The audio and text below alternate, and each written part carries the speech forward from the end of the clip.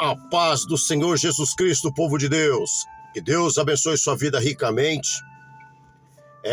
Eu não tinha como deixar de me manifestar mais uma vez, mediante as coisas que nós temos visto e ouvido.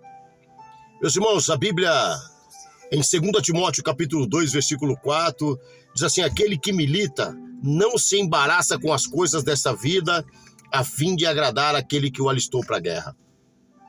Tem sido de uma tristeza muito grande, eu acredito, que para o coração de Deus e para o coração de todos aqueles que visam o céu.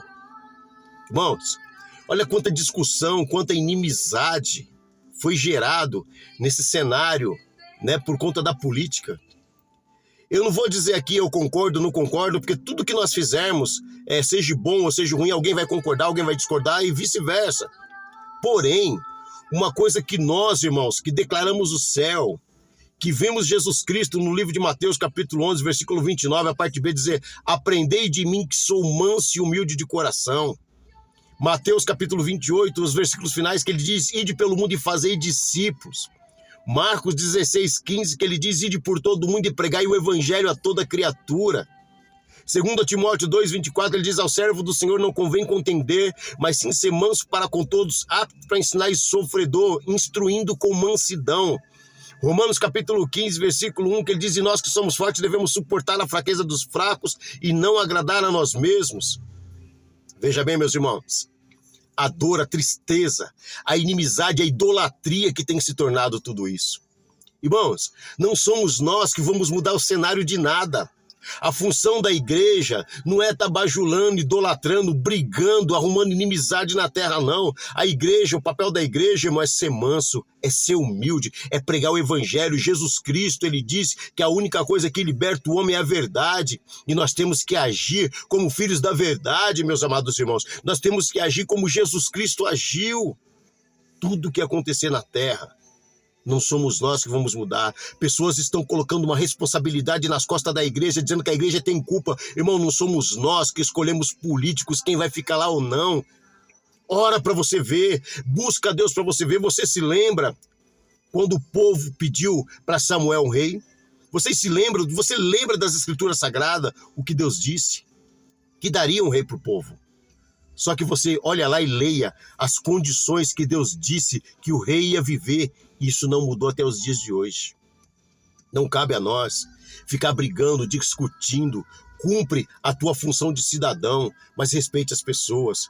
Tantos irmãos que se tornaram inimigos, pastores que levaram as suas igrejas a odiar outras pessoas. Sabe, mas eu não quis fazer isso, não importa, irmãos. Você é influente. A nossa influência tem um peso muito grande, mas a nossa função é pregar o evangelho, a salvação, a volta de Cristo. A Bíblia não diz que o mundo jaz no maligno? A Bíblia não diz que o príncipe desse século já está aí, ele já foi julgado? Ou você acha que a gente vai conseguir mudar alguma coisa?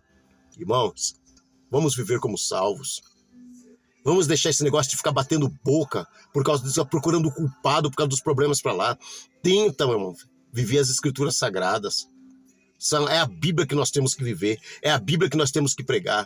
A nossa função não é fazer com que as pessoas vão... ele tem que fazer o certo. Irmão, ninguém é bobo. Se um político ou qualquer tipo de pessoa quer convencer alguém, que ele convença com as tuas ações. E outra, não vai mudar o que já está escrito. O fim chegou. É isso que a igreja tem que fazer. Mas, infelizmente, é isso. A igreja no Brasil, principalmente, que esquece o que as pessoas estão passando na África, na Ásia, na Coreia do Norte, em todos esses países onde existe a perseguição política, a igreja no Brasil é muito light. A igreja no Brasil gosta de muito oba-oba. Sabe o que vai acontecer, irmão? A perseguição de verdade ainda ela vai vir. Nós não sabemos de onde. Mas Satanás, ele não vai deixar a igreja crescer. Irmão, a nossa briga não é contra a carne e contra o sangue. A nossa luta são contra os principados, contra as potestades das trevas nas regiões celestiais. Está escrito lá no livro de Efésios, capítulo 6, versículo 10 a seguir. É isso que nós temos que fazer. Irmão, reconsidere as suas palavras. Reconsidere o que você tem feito no púlpito dentro da casa de Deus, onde quer chamado casa de oração. Amém? Irmãos, que nós possamos nos conscientizar do que está acontecendo e que nós devemos viver como salvos, que nós devemos produzir frutos dignos de arrependimento e que o Senhor Jesus tenha misericórdia de todos nós. Amém, meus amados irmãos? Você foi chamado para fazer o quê? Faça aquilo que Deus te chamou para fazer. Que nós devemos fazer aquilo que Deus nos chamou para fazer, em nome de Jesus. Amém.